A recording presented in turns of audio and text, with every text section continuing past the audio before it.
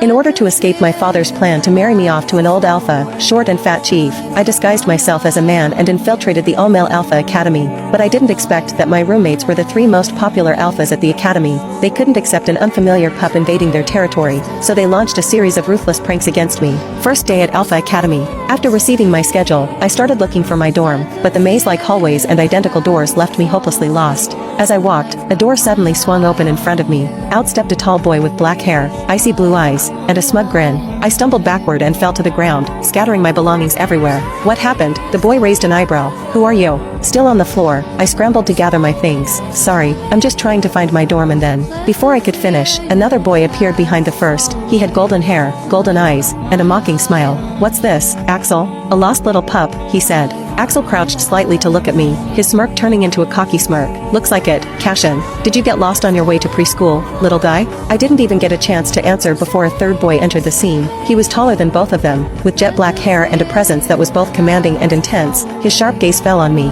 What's going on here? He asked, arms crossed and voice deep. Nothing much, Lucien, Cashin chuckled. Just a lost pup trying to find his place. I quickly stood up. I'm not a pup, and I'm definitely not lost, I said. Axel laughed, clearly entertained. Oh yeah? Then why are you standing at our door, uninvited? I blinked, looked at the door number, then at the paper in my hand. This is my room, I said slowly, holding up the paper with my room assignment. The three boys exchanged a look, first surprise, then disbelief.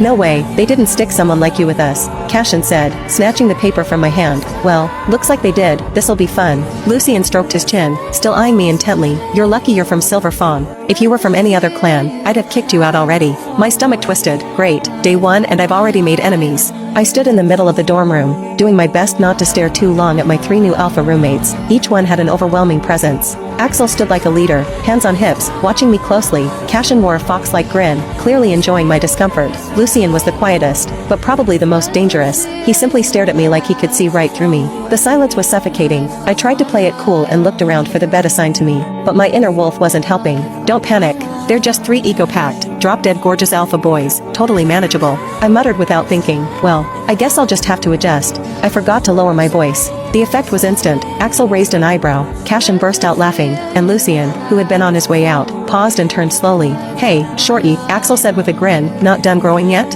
What's with that squeaky voice? Fall into a squirrel trap when you were a kid or something? I froze, cheeks burning. I quickly cleared my throat and tried to recover.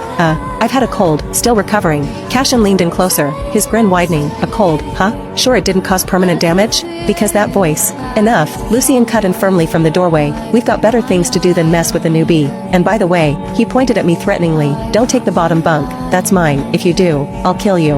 I swallowed hard, got